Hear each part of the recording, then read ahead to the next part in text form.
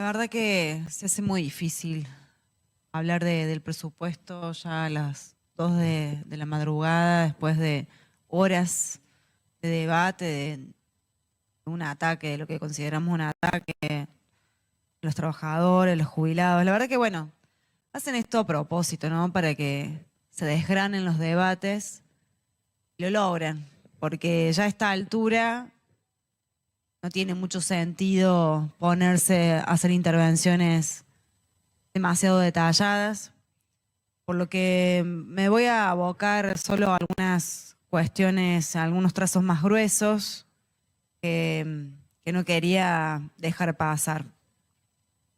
En el debate en primera lectura analicé los grandes números de este presupuesto y concluía que estábamos frente a un proyecto económico muy parecido al de Milei, ese al cual Yarlora catalogaba como modelo fracasado, ¿no? Hace apenas 2 meses.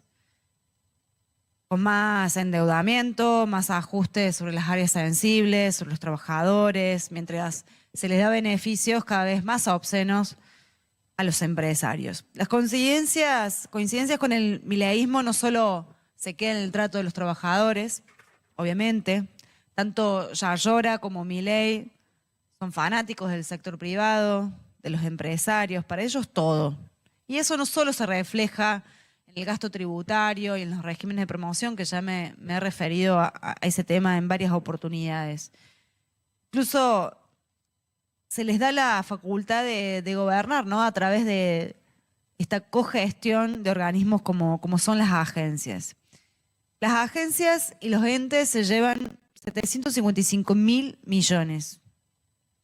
Esto es más presupuesto que el que tiene el Ministerio de Ambiente, el de Desarrollo Humano, el de Desarrollo Social, el de Justicia y Trabajo, el de Cooperativas y Mutuales juntos. Y todos nos acordamos del anuncio que hicieron este año diciendo que reducían en un 30% las agencias, pero salvo la de conectividad, que la presentan en el presupuesto como en liquidación, la reducen significativamente el presupuesto, más allá de que todavía tiene una partida de 7.000 millones, se mantienen todas las agencias, incluso le destinan más plata que en el 2025, no como prometieron. Otro tema ineludible es la deuda. Cada vez que discutimos esto, sistemáticamente se nos dice que el peso de los pagos son menores en relación al presupuesto. La verdad que es un error verlo así.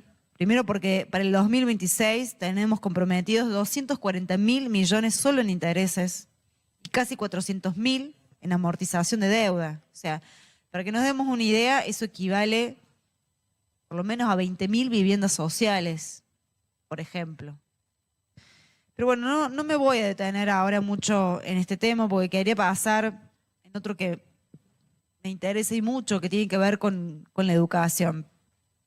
Ya en la primera lectura hice mención al recorte de la inversión en infraestructura escolar y lamentablemente tenemos que decir que vino el ministro y habló de casi todo, menos del presupuesto.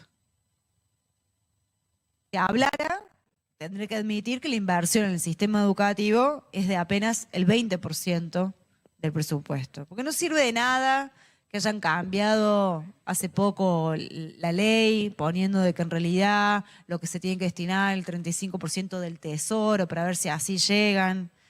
Si lo calculáramos así, igual tampoco llegan al 35%. Pero fíjense que de los 26 programas que dependen del Ministerio de Educación, 8, es decir, el 30%, se financian con recursos de afectación específica. Es decir, que están por fuera del tesoro.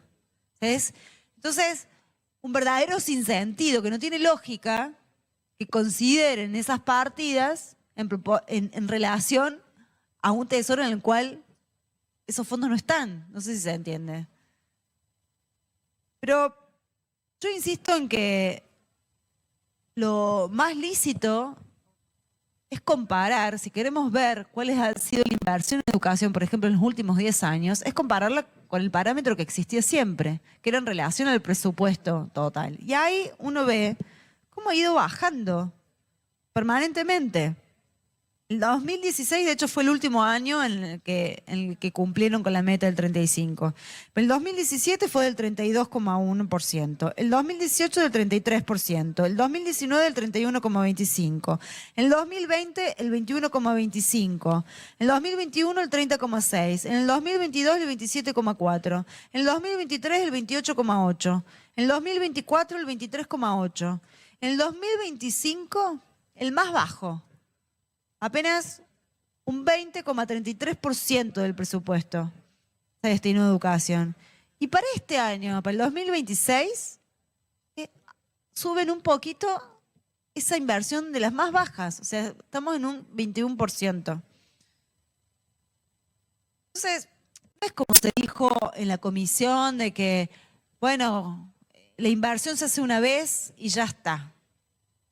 Porque cuando hablamos, por ejemplo, del programa Habitar la Escuela, estamos hablando de un programa de mantenimiento, de refacción de las escuelas. Y sufre un recorte del 50%. Y viene de ser subejecutado, pues se ejecutó solamente un 52% este año.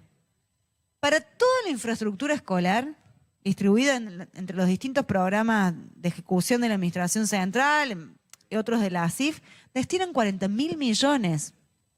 Para que nos demos una idea, es una cifra similar a la que se va a gastar en la construcción del hotel de Perilago en el Cruz del Eje.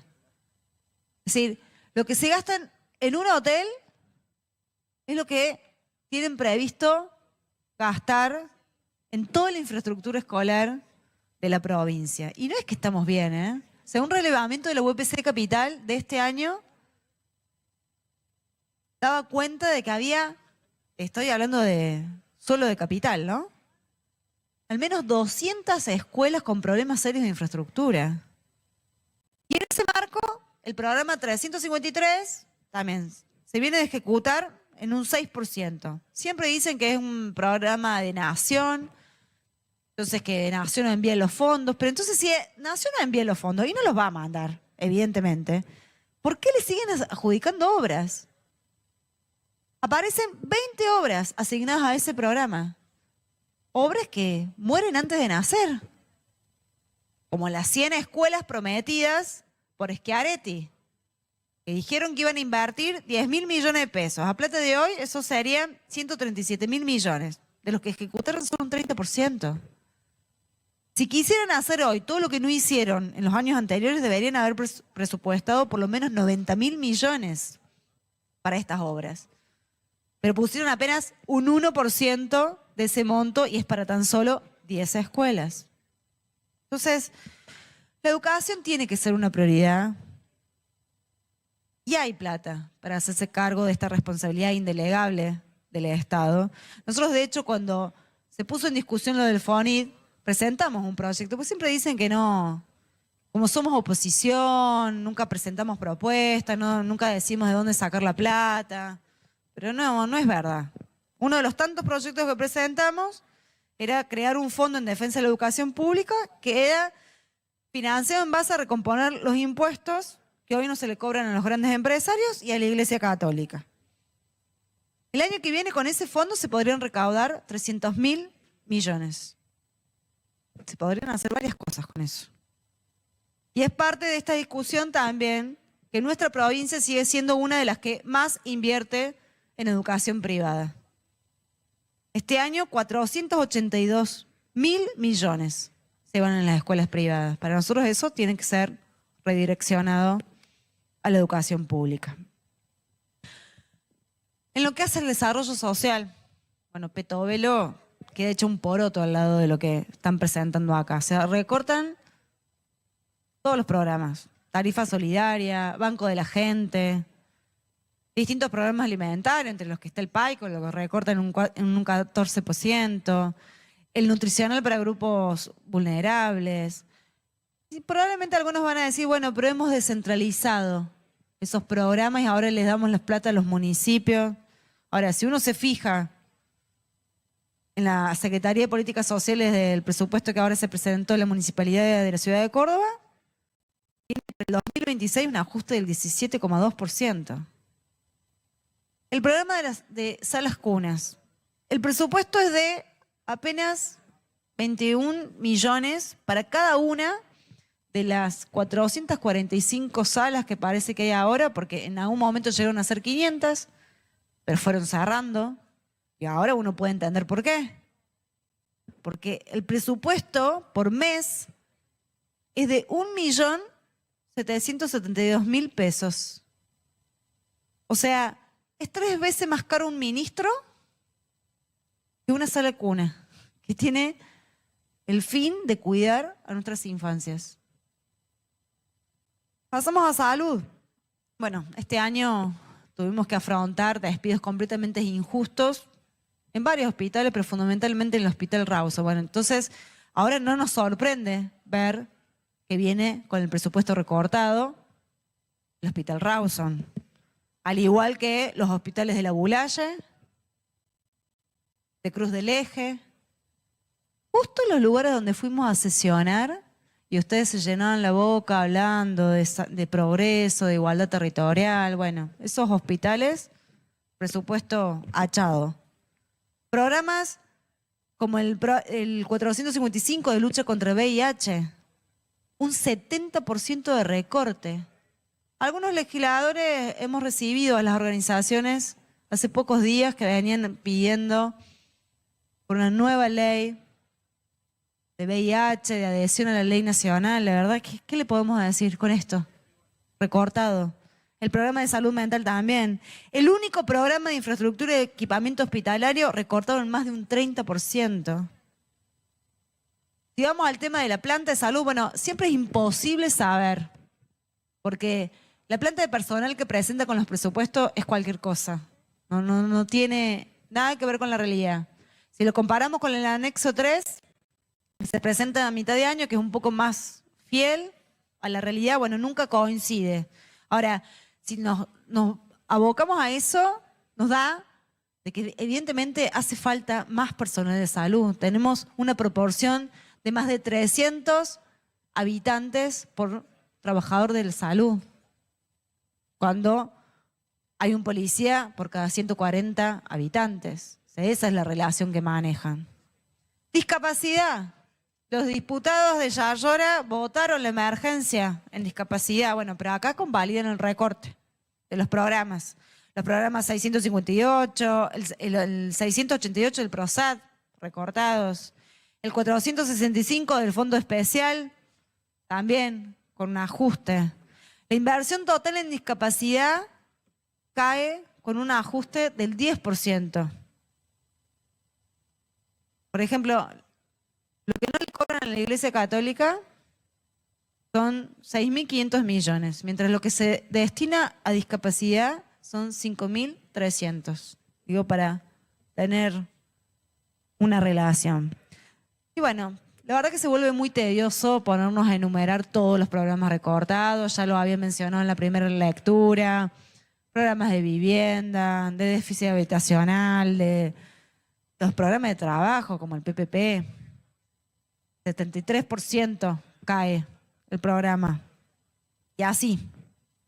Entonces, estamos ante un presupuesto claramente de ajuste y cada vez más opaco.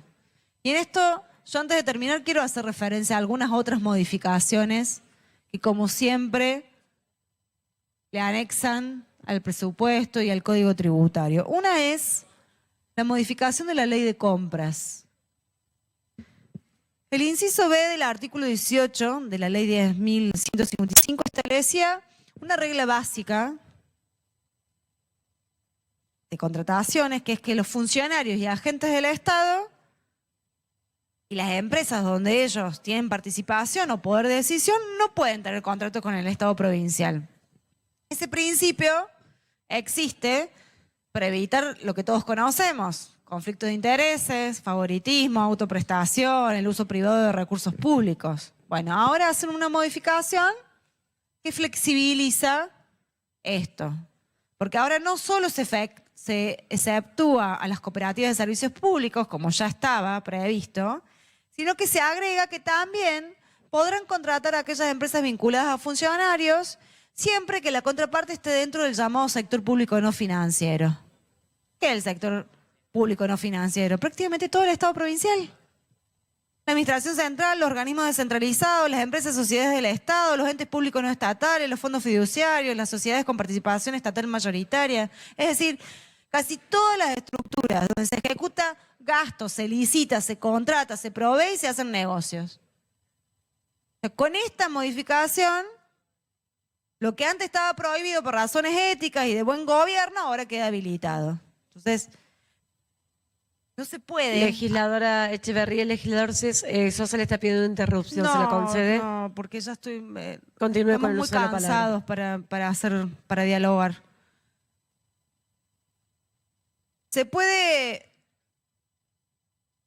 No se puede habilitar que quienes ocupan funciones públicas sean potenciales proveedores del mismo Estado que administran. Y por último,